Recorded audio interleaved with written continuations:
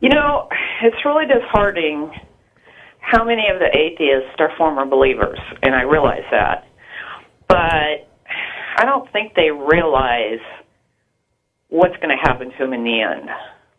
I think you're right. You know, I don't think any of us know what's going to happen to us. I believe in a literal hell. I'm sorry? And where are they going to end up when they die? I'll just be quiet. Have they thought about it? Well, you say you believe in a literal hell? Yes, I do.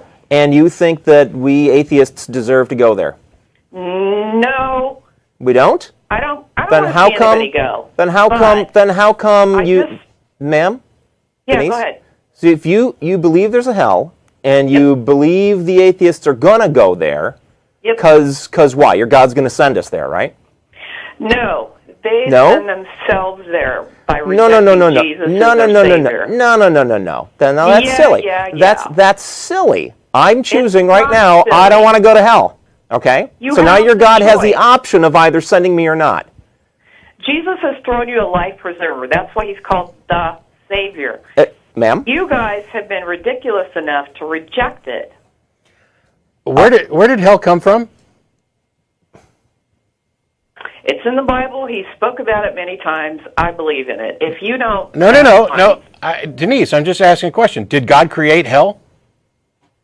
Well, actually, God originally created hell for Satan and his demons. We weren't supposed to go there. Sure. So what determination was there in your religion? Why did God decide to start sending people to hell? I mean, you don't think... Again, he doesn't send them to hell. You guys send yourselves.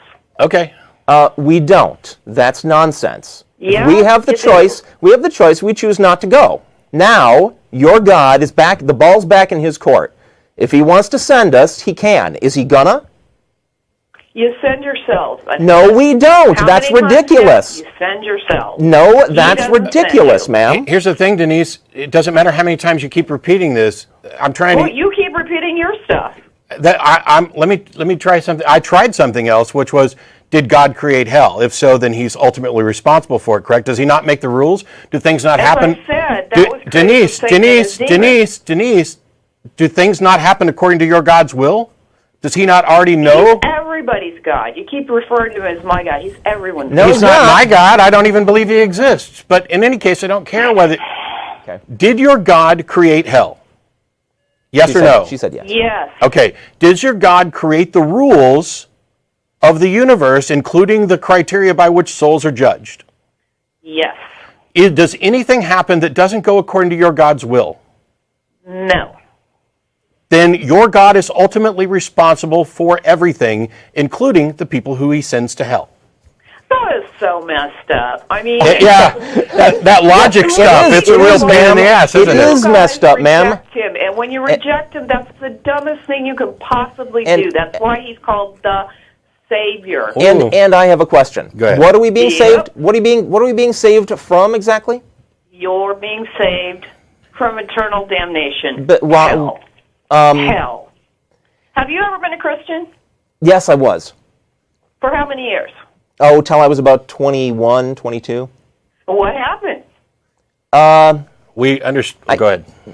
Yeah, I thought about whether there was any reason to believe any of that stuff, and it scared me because I had been raised to believe in a kind and loving God, but to fear this kind and loving God, and so every time it occurred to me to question that my fear got in the way.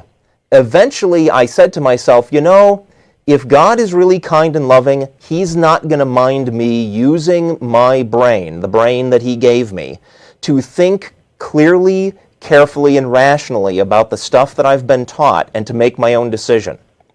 And the moment that I realized a kind and loving God was not to be feared when I'm considering rethinking my beliefs, that gave me the freedom to think clearly about my beliefs. And within a minute, I realized this is all nonsense. I'm an atheist.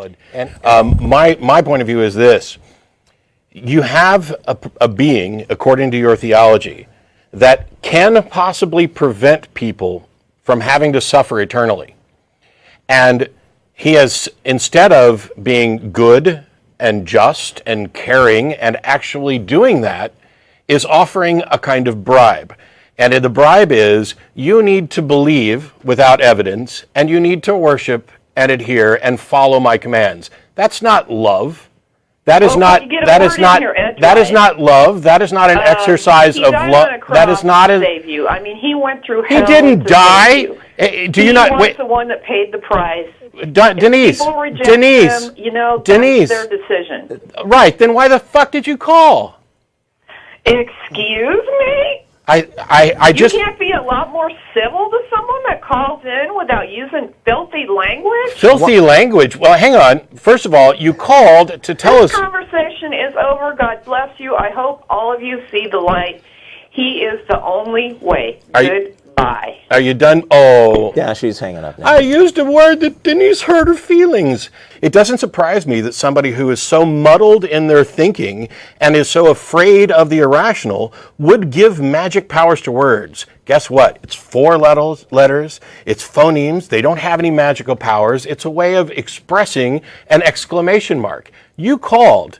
And then when things got too heated, you tried to do this, well, it's all up to you guys, and if you reject him, that's your responsibility, etc., which was your way of giving up. All you wanted to do was call in and state your opinion and move on. So when I ask, why the fuck did you call, I wasn't cursing you out. I was exclaiming that this is absurd for you to call in and do this.